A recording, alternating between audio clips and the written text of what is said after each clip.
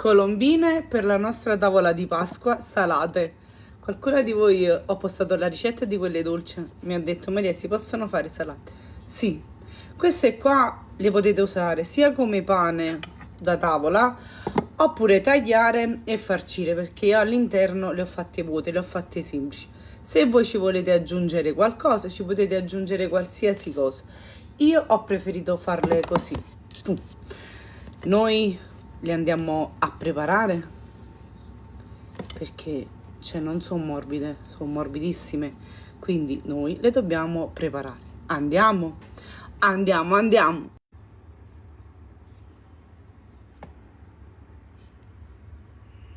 Farina 00, farina Manitoba, ho aggiunto le uova, formaggio grattugiato, ho sciolto il lievito in un po' d'acqua, ci aggiungo un po' di zucchero.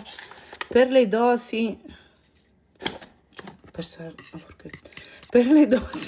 ve le scrivo sempre in descrizione. Aggiungo la sugna, ma potete usare il burro, quello che preferite. E a questo punto penso che iniziamo ad impastare con le mani. Ho aggiunto anche il sale e a questo punto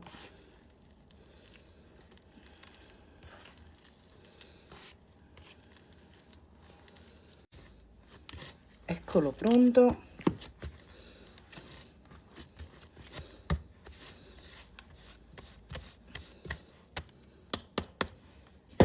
A questo punto ciotola, ci ho messo un po' d'olio, ecco qua, ci ho fatto una croce sopra, ho messo la pellicola e adesso deve raddoppiare.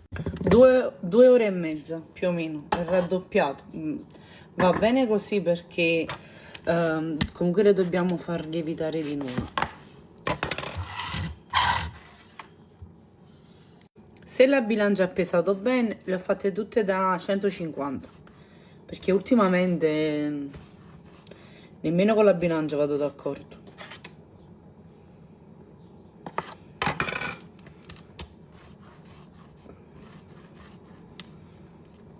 Facciamo così. Se la bilancia ha pesato bene, perché ultimamente io e la mia bilancia non andiamo d'accordo, queste bilanci digitali non mi piacciono proprio. Ho fatto delle panine da 150 grammi. Le allunghiamo così, ci intagliamo un pezzetto.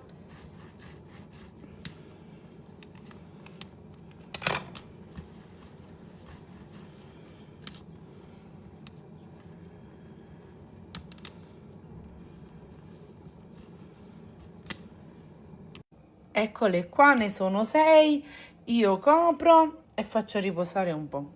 Dopo un'oretta ho spennellato con l'uovo, ho acceso il forno a 200 gradi statico ed in forno. Io in forno, ma voi non vi muovete. Capito? Eccole pronte, 20 minuti e sono pronte.